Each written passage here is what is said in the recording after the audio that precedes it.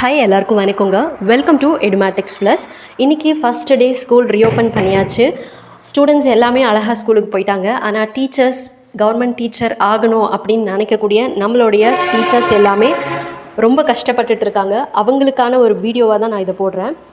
அரசு பள்ளி ஆசிரியர் ஆகணும் அப்படிங்கிறது உங்களுடைய லட்சியமாகவும் கனவாகவும் இருந்துச்சுன்னா, அதுவும் குறிப்பாக ஆரம்ப பள்ளி நடுநிலை பள்ளிகளில் நீங்கள் டீச்சர் ஆகணும் அப்படின்னு நினச்சிங்கன்னா கண்டிப்பாக இந்த விஷயத்தை தெரிஞ்சுக்கோங்க. இனிமே டெட்டு தேர்வு தகுதி தேர்வு இல்லைங்களா, அந்த தகுதி தேர்வு அடிப்படையில் தான் டீச்சர்ஸை ரெக்ரூட் பண்ண போகிறாங்க. இதுக்கான நியமன தேர்வு இல்லை அப்படின்னு சொல்லி ஒரு ஜிஓ. இந்த ஜிஓ எங்கே வந்திருக்கு அண்ட் யார் யாருக்கெல்லாம் இது மூலமாக பெனிஃபிட் கிடைக்க போகுது அப்படிங்கிறத நான் இப்போது சொல்ல போகிறேன். தெளிவாக கேளுங்க. அண்ட் இந்த விஷயம் கரெக்டாக இல்லை இதுக்கு நம்ம ஏதாவது மாற்று ஏற்பாடு செய்யணுமா, இல்லை இது சரி வராது அப்படின்னு சொல்கிறீங்களான்றதெல்லாம் கமெண்ட்டில் சொல்லுங்கள். நான் இப்போ சொல்ல போகிறது, அதாவது ப்ரைமரி ஸ்கூல் டீச்சர்ஸ் ரெக்ரூட்மெண்ட் ரூல்ஸை, ஆசிரியர் நியமன விதிகளை இப்போ கம்ப்ளீட்டாக டோட்டலாக மாற்றி அமைச்சிருக்காங்க. புதுசாக ஃபார்ம் பண்ணியிருக்கிற கவர்மெண்ட் 2012 இருந்த பழைய விதிகளை முழுசாக ரத்து பண்ணிவிட்டு இந்திய அரசியலமைப்பு சட்டம் பிரிவு 309 கீழே மாண்புமிகு ஆளுநரோட உத்தரவோட இந்த புதிய ரூல்ஸ் உடனடியாக அமலுக்கு வந்திருக்கு. அதாவது இந்த மே 26 தான் இந்த ஜிஓ ரிலீஸ் ஆச்சு. அடுத்த சில நிமிஷங்களில் இந்த புதிய தேர்வு முறை எப்படி இருக்க போது, எதுக்கெல்லாம் எவ்வளவு மார்க்ஸ் பிரிக்க போகிறாங்க, நீங்கள் எப்படி ஈஸியாக தகுதி பட்டியலில் முன்னாடி வரலாம் அப்படிங்கிற முழு விவரத்தையும் அணுவாக நம்ம பார்க்க போகிறோம். ஸோ ஸ்கிப் பண்ணாமல் முழுசாக பாருங்கள்.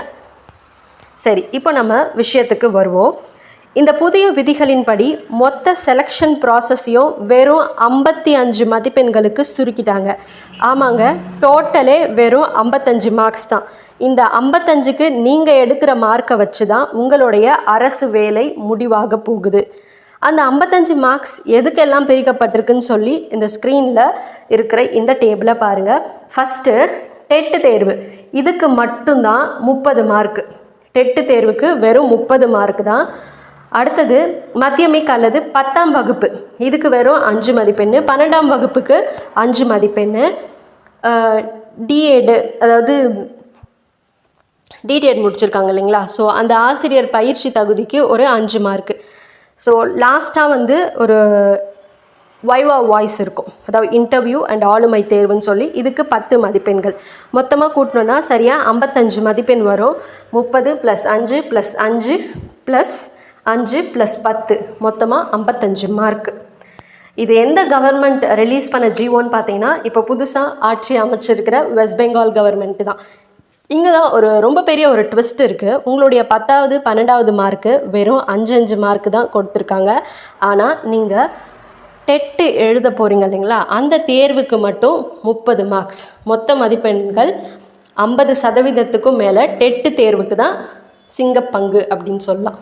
ஸோ இதனால் பாஸில் நீங்கள் ஸ்கூலில் கம்மி மார்க்கே எடுத்திருந்தாலும் கவலையே தேவையில்லை. இந்த டெட் தேர்வில் எவ்வளோ ஸ்கோர் பண்ணுறீங்களோ கேம் ஓவர், வேலை உங்கள் கையில். ஸோ டெட்டு மார்க்கை பேஸ் பண்ணி தான் வேலை அப்படிங்கிற ஒரு முடிவை வெஸ்ட் பெங்கால் கவர்மெண்ட் எடுத்திருக்கிறாங்க. நீங்கள் கட்டாயமாக தெரிஞ்சுக்க வேண்டிய ஒரு 5 விதிகள் நான் சொல்கிறேன். அதாவது இதில் சில நிபந்தனைகளும் இருக்குது. வெறும் டெட்டு பாஸ் பண்ணினா மட்டும் போதாது. தேசிய ஆசிரியர் கல்வி கவுன்சில் சொல்கிற குறைஞ்சபட்ச கல்வி தகுதியும் இந்த ஆசிரியர் பட்டய படிப்பும் உங்ககிட்ட கண்டிப்பாக இருக்கணும். அதே போல் நீங்கள் சப்மிட் பண்ணுற சர்டிஃபிகேட்ஸ் எல்லாத்தையும் போர்டு முழுசாக வெரிஃபை பண்ணுவாங்க. அதில் ஏதாச்சும் தப்பு இருந்தால் கண்டிப்பாக ஆக்ஷன் எடுப்பாங்க. ஏற்கனவே உங்களுக்கு தெரியும், போன வருஷமே கிட்டத்தட்ட ஒரு 25,000க்கும் மேற்பட்ட ஆசிரியர்கள் முறைகேடு மூலமாக பணியில் சேர்ந்துருக்காங்கன்னு சொல்லி அப்படியே அந்த ப்ராசஸையே ஸ்டாப் பண்ணிட்டாங்க, ரிஜெக்ட் பண்ணிட்டாங்க அப்படியே டோட்டலாக. அண்ட் மெரிட் லிஸ்ட்டு கம்ப்ளீட்டாக இந்த 55 மார்க்ஸ் அடிப்படையில் மட்டும்தான் ரெடி பண்ணுவாங்க. அதே போல் வெஸ்ட் பெங்கால் கவர்மெண்ட்டோட இடஒதுக்கீட்டு கொள்கை, அதாவது ரிசர்வேஷன் பாலிசி, இதில் கரெக்டாக ஃபாலோ செய்யப்படும்னு சொல்லியிருக்காங்க. கடைசியாக இந்த ரெக்ரூட்மெண்ட் தொடர்பாக west Bengal primary education board எடுக்கிற முடிவு தான் இறுதியானது, அதை யாரும் கேள்வி கேட்க முடியாது அப்படிங்கிறதையும் அவங்க சொல்லியிருக்காங்க. சரி, ஓகே. ஃபைனலாக இந்த 55 மார்க் சிஸ்டம் உங்களோட தற்போதைய திறமைக்கு அதிக முக்கியத்துவம் கொடுக்குது. அதனால் இன்னையிலேருந்தே டெட்டு தேர்வுக்கு எல்லா ஆசிரியர்களும் வந்து ப்ரிப்பேர் பண்ண ஆரம்பிச்சிடுங்க அப்படின்னு சொல்லி அந்த கவர்மெண்ட் சொல்லியிருக்காங்க. இந்த புதிய தேர்வு நிச்சயமாக உங்களுக்கு சாதகமாக இருக்கா இல்லையா, உங்களுடைய கருத்து என்ன அப்படிங்கிறதையும் அந்தந்த ஆசிரியர்கிட்டையும் இவங்க கேட்டிருக்காங்க. சரி, ஓகே, வெஸ்ட் பெங்காலில் இந்த மாதிரியான ஒரு ரூல்ஸை போட்டு டெட்டு பேஸ் பண்ணியே வந்து வேலை கொடுக்குறாங்களே, ஆனால் நம்ம தமிழ்நாட்டில் யோசிச்சு பாருங்கள்.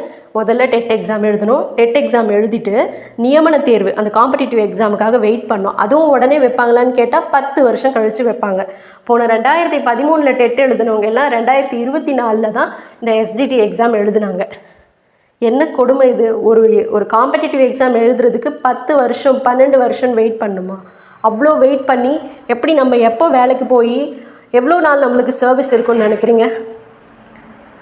ஸோ நம்ம தமிழ்நாட்டில் தொடக்கப்பள்ளி ஆசிரியர் நியமன முறைப்படி எப்படி இருக்குதுன்னு பார்த்தீங்கன்னா ரொம்ப கஷ்டங்க. ஏன்னா ஒரு வருஷம் நீங்கள் டெட்டு வந்து வருஷத்துக்கு 3 டைம் வைக்கிறோன்னு சொல்லிட்டீங்க. அதே போல் நியமன தேர்வு வருஷத்துக்கு 1 டைமாவது வச்சா தானே ஆசிரியர்களை தேர்ந்தெடுத்து பணியில் சேர்க்க முடியும். ஏன்னா நம்ம தமிழ்நாட்டில் தற்காலிக ஆசிரியர் போட்டுடலாம், எதுவாக இருந்தாலும் தற்காலிக ஆசிரியர் பணிக்கு போய் ஜாயின் பண்ணுறதுக்கு எல்லோரும் ரெடியாக இருக்காங்க. ஏன்னா அதோட சம்பளம் எவ்வளோ? 18,000, 20,000, 25,000, 12,000 அந்த மாதிரி வந்து கொடுக்குறாங்க. இதுவே ப்ரைவேட் கூட கம்பேர் பண்ணுறப்ப நம்மளுக்கு வெறும் 5,000, 6,000, 7,000, 10,000க்குள்ளே தான் ரெக்ரூட்மெண்ட் இருக்குது. அப்போ கவர்மெண்ட்டில் தற்காலிக ஆசிரியராக போனால் நம்மளுக்கு 12,000, 18,000, 15,000, 20, 25ன்னு கிடைக்கிறேன்னு சொல்லி போய் ஜாயின் பண்ணிடுறாங்க. அண்ட் அது மட்டும் இல்லாமல் 10 வருஷத்துக்கு மேலே நீங்கள் தற்காலிக ஆசிரியராக இருந்தால் உங்களுக்கு வந்து நாங்கள் பெர்மனன்ட் ஜாப் கொடுக்குறோம் அப்படின்னு சொல்லி போன வருஷம் சில பேருக்கு பெர்மனன்ட் ஜாப் கொடுத்தாங்க. எத்தனை வருஷங்க வெயிட் பண்ணுறது? ஸோ வெஸ்ட் பெங்காலில் நீங்கள் டெட்டு தேர்வில் பாஸ் பண்ணி அதில் நல்ல மார்க் எடுத்தாலே போதும், நேராக இன்டர்வியூக்கு போயிடலாம். ஆனால் நம்ம தமிழ்நாட்டில் நிலைமை அப்படி இல்லவே இல்லை. நீங்கள் முதல்ல தகுதி தேர்வு எழுதி தேர்வாகணும். அதுக்கு வந்து மார்க் வச்சுருக்காங்க. அந்த மார்க் எடுத்து பாஸ் பண்ணால் தான் நீங்கள் அதில் பாஸு. அதில் பாஸ் பண்ணதுக்கப்புறமா வேலை வாய்ப்புக்குன்னு சொல்லி ஆசிரியர் நியமன தேர்வு எஸ்ஜிடி காம்படிட்டிவ் எக்ஸாம் இது வரைக்கும் ஒரே ஒரு டைம் தான் நடந்திருக்கு.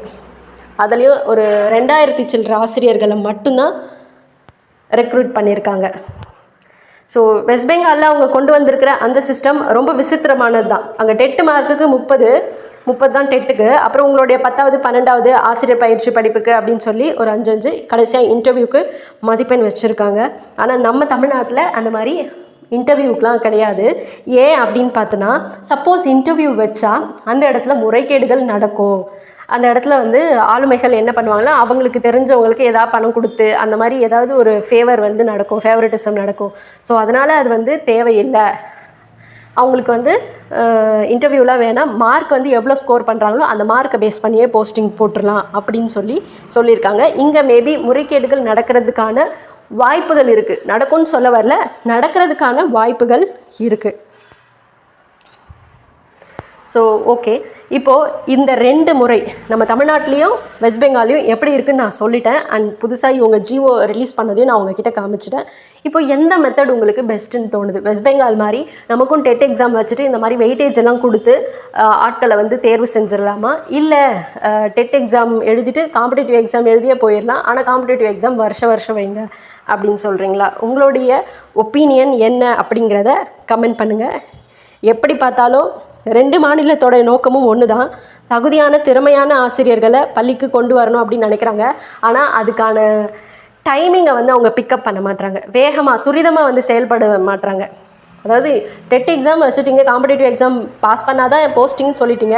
அப்போ ஏன் தற்காலிக ஆசிரியரை வச்சுருக்கோம்? வருஷத்துக்கு 1 டைம் ரெக்ரூட்மெண்ட் வச்சா அடுத்த வருஷமாவது அவங்க ரெக்ரூட் ஆகிடுவாங்க இல்லையா? இந்த வருஷம் நீங்கள் எக்ஸாம் வச்சிங்கன்னா கூட அடுத்த வருஷம் அவங்களுக்கு போஸ்டிங், திருப்பியும் அடுத்த வருஷம் வைக்கிறவங்களுக்கு அதுக்கு அடுத்த வருஷம் போஸ்டிங் வந்துகிட்டே இருக்கும். ஸோ இதை வந்து கரெக்டாக ஃபாலோ பண்ணலாம். மேபி இப்போ புதுசாக வந்திருக்க இந்த கவர்மெண்ட்டாவது இந்த விஷயத்தை ஃபாலோ பண்ணி தற்காலிக ஆசிரியர்கள் இல்லாமல் எல்லாரையும் நிரந்தர ஆசிரியர்களாக மாற்றுறாங்களா அப்படிங்கிறத வெயிட் பண்ணி தான் பார்க்கணும். அண்ட் இந்த 2 மெத்தடில் எது பெஸ்ட்டாக இருக்கிறது அப்படிங்கிறத இந்த வீடியோவை பார்த்துட்டு இருக்க நீங்கள் ஒவ்வொருத்தவங்களும் கண்டிப்பாக கமெண்ட் பண்ணுங்கள். தேங்க்யூ.